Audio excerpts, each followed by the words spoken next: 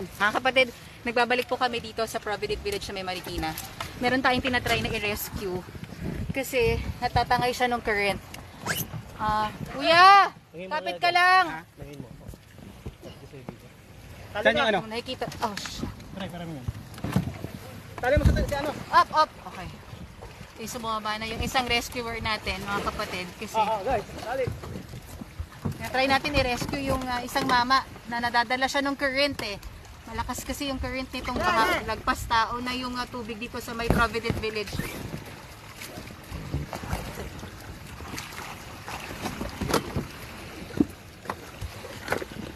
Wait, patingin ano, baka wala na po.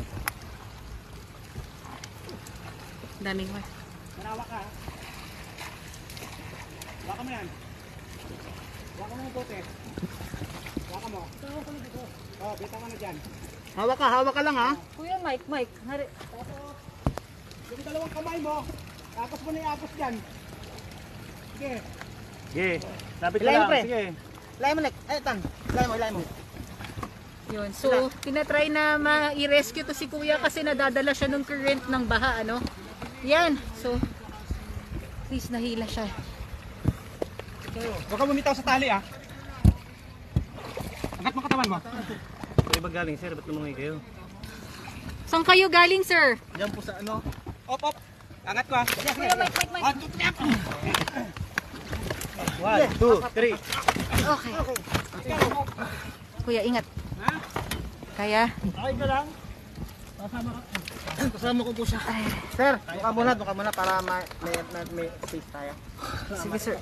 Ano? Kaya? Kuya, saan ka ba nang galing? Diyan po sa may Paris po. Paris Street yan. Sa Provident. Salo. Opo, malabas na po kami. Teka lang, kuya, sandali. Sir, sorry ah. Thank you lang, sir. Thank you. Okay. Kuya, saan kayo nang galing? Diyan po sa Paris Street po. Dito sa loob ng Provident. Ano pong nangyari? Ba't kayo lumalangoy? Ano po kasi naabutan po kami ng ano eh. Ng biglang pagragos po ng tubig eh. Tapos, Sa labas po sana kami. Punta po kami ng Cubao. yung bahay po ninyo, lumubog na. Lumubog na po eh. Sino pang nandun? Yung ibang kasama mo na po sa bahay, lumipat po sa kabilang bahay. Sige. Ano pong nangyari sa inyo doon? Ba't kayo nagpa-rescue? Pitik mo yung paa mo pag angat sa'yo. Nadala ka? Opo. Ito pa yung isa. Sige kuya, dito ka sa bandang likod. Anong pangalan nyo, kuya? Alfred po, Alfred. Alfred. Panit, tari ko. Kuya, saan kayo galing? Yun din po. Sabay kami tayo? Kasi pumunta kami dyan kanina. Oo. Kaya sana namin yung mga gamit. Itataas namin yung paglabas namin, biglang umabot. Oo. Kasi po yung sasakyan namin nandun na. Oo. Okay, kuya. Ano? Sige, bitaw.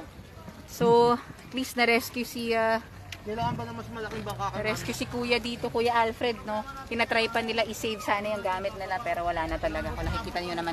Gaano kalalim yung tubig? Malalim pa po, halos yung sa sinulungan namin kanina. Yung first floor, maabot yung second floor. So, lagpas tao na Oo, talaga. lagpas tao na po. Tatangayin tayo papunta doon. Ganun.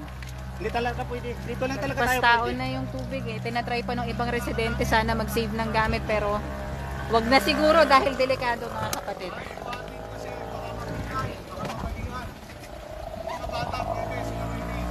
Ilan pa ba? So may tinatry tayong i-rescue dito na mag-anak. Hindi alam kung paano idadaan eh.